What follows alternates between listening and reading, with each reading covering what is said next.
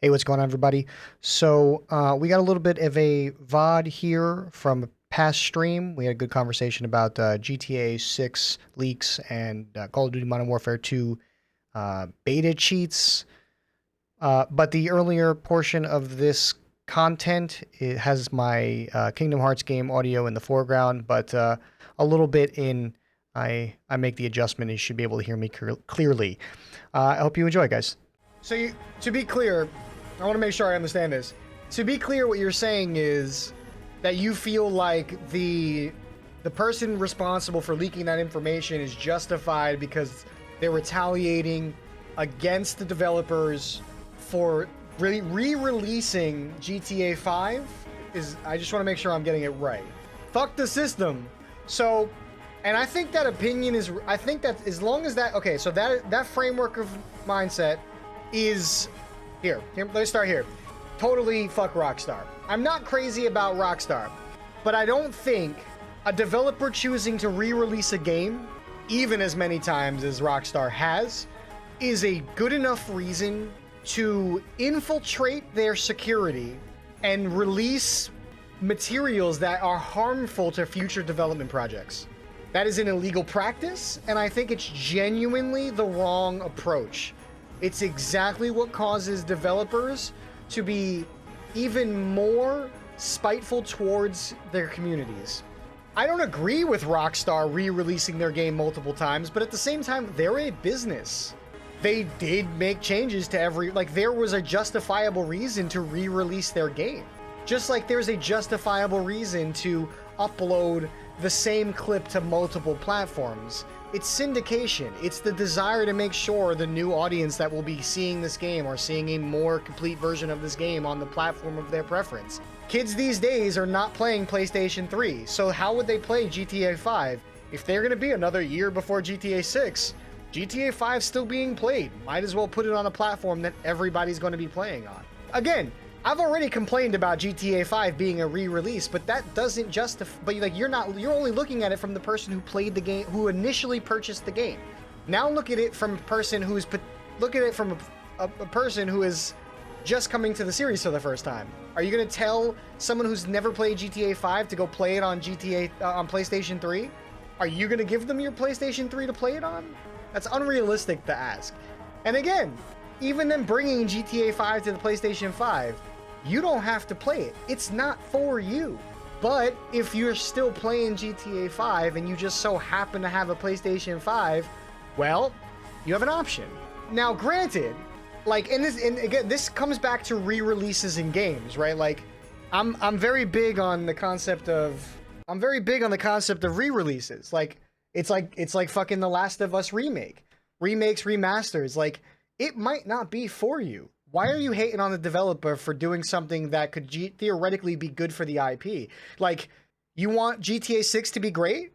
Well, they're gonna need more time, right? Like, so are you gonna complain if they didn't do anything? You'd be complaining that GTA 6 is nowhere to be found. So instead, they are using this as a method for further funding their company so that they can produce GTA 6 what the community wants. Like, the community has high standards, right? Like, we as gamers have very high standards, some of which are completely unrealistic and unacceptable.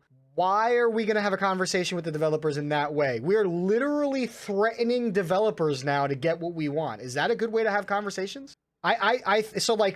So to round off my point, I think it's an entirely terrible idea to retaliate against developers and literally putting their intellectual properties at risk because we're spoiled brats. Now, yes, there's a good point, Vin.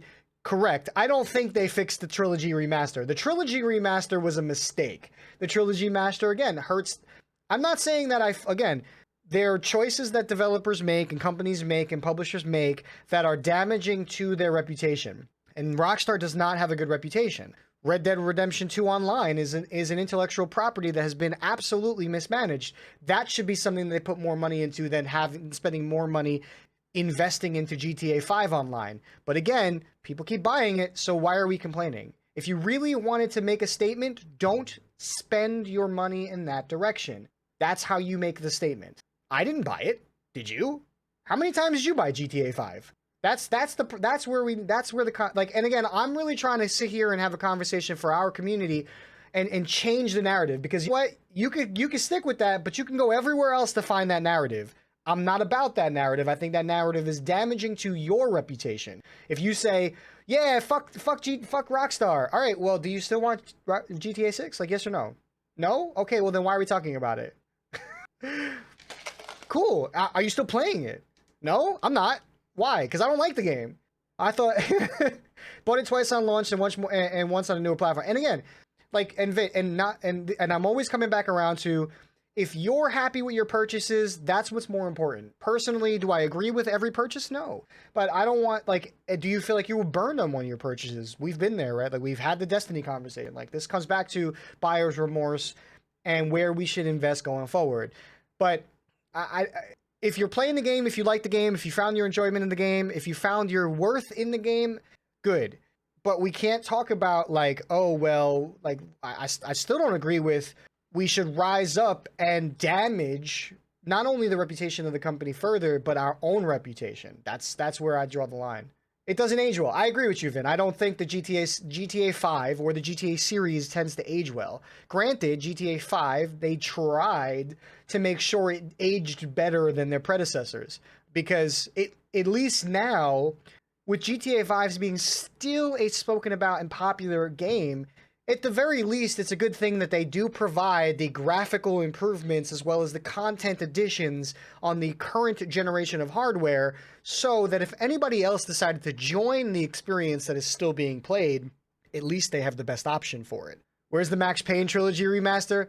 Unfortunately, like, we have to like, it's a dicey conversation to jump around into different intellectual properties, because again, there is still tied up in bureaucracy about what the publishers think as well, where the investors want to invest their money. It's not entirely the developers' fault. The people making these games and working tirelessly to make these games are not the only one making these decisions. So here you are, fucking with the people working hard, while other people are pulling the strings and telling them, yeah, well, listen, I know you have all these awesome IPs that you'd love to get back to, but we're not going to do that. Sorry. Tough shit. Yeah, and it's like, and you're right, like, the gamers want that, sure, but like, this is a business, guys. Like, these are big companies and they're being fucking, like, manipulated by bigger investors, you know. But don't take it out on the developers. Don't threaten. That's not cool. Don't go out and like it's like, here's what my takeaway is. Hey, cool, I saw some development footage of GTA 6. Kind of sucks. Kind of sucks that like, it was a little spoiled, right? Like, it's really just spoiled milk. And not for nothing, what do you take away from it? What now? What? Nothing, bro. It's unfinished. What's to talk about? It's GTA 6. It's unfinished. It's a female protagonist. Cool.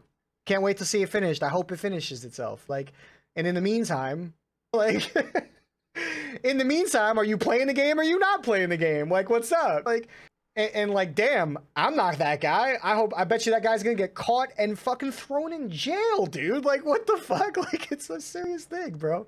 Most companies now are running low on ideas because they won't take risks anymore on different concepts. The reason why companies won't take risks anymore is because gamers are spoiled and we won't invest into the risks these companies are taking. You want developers to take risks with new intellectual properties? Play these new and random games that may or may not have a really big following or really, really big marketing scheme that pushes to hundreds of thousands of players and gives positive results. Why do you think I'm playing the games I'm playing? Strangers of Paradise is a game that literally is like an imperfect experience. Love it. Like, you have to start being a part of the conversation of that give positive reinforcements to these companies to make these risks. I love developers that take these risks, that make these imperfect experiences, that imbue their passion behind them, because that's where the culture should be focused on. And you all want that too. But if you're expecting these bigger publishers to give you that, unfortunately, that's not part of the conversation. There's a reason why the passion workers are leaving these bigger companies and starting their own projects. You think you're going to get the best perfect experience out of the GTA IP? I think that's a unreasonable expectation. You think Call of Duty is going to be the perfect game? It's an unreasonable expectation. Is it going to be fun? Are you going to play it? Yeah. Are they going to try to be a part of your income stream for the rest of your life? Yes. If you think you're going to get a free pay once and never have to pay again experience of Call of Duty, Grand Theft Auto, Halo, Destiny, these major IPs, you're out of your fucking mind, and every gamer out there needs to wake the fuck up. That's not the market we're in anymore. And if you don't like it, don't play. But don't sit there and cheat, hack, or cut the line, get sneak peeks, and ruin it for the rest of us. Because you're just making the experience worse. That's the reality. And Twisted, I'm happy that you like some of the changes, right? Like, I still believe positively that these companies are capable of growing and building upon what works. The reason why Call of Duty Modern Warfare 2 has even got me excited is because they're still building from what worked in Call of Duty Modern Warfare 1. Like, they realize what the community is saying. Here's what everybody's been playing for the last few years. Here's what made them a lot of money. So let's take a little bit of this, a little bit of that, a little bit of that, and we're going to give them a new game. And then I guarantee you after 30 days, people are going to be complaining about balance. After 60 days, people are going to be complaining about pay to win. After a year, people are going to be complaining about the content that they were offered and that nobody's playing. Think about the modes like night vision goggle mode. Think about, they're going to sit there and go, this mode sucks, that mode sucks. We don't want this, we don't want that. Give us more of this. So then developers have to start literally Xing things off. Okay, well, they didn't like that, they didn't like that, they didn't like that. Well, we're going to have to put this in here in the meantime, and they might not like that. And what we can do is a little bit of that. They literally gave you fucking Rebirth because you guys were tired of Verdansk. But there was nothing really wrong with Verdansk, but you got bored of it. And Rebirth was just supposed to be a temporary mode that stayed because they realized it was making them money. Not because they gave a shit that you thought it was fun by. Like, there's a little bit of shit shoveling, but then there's always going to grow from the shit shoveling. That's gaming, though. Like, we're building upon it. It's building blocks. Assume that where we are today will make something better tomorrow. But if you think they're not going to try to make more money out of you for it, you're out of your mind. Like, so what the fuck are we? Why are we out here talking shit? Why are we feeling like they got their just desserts?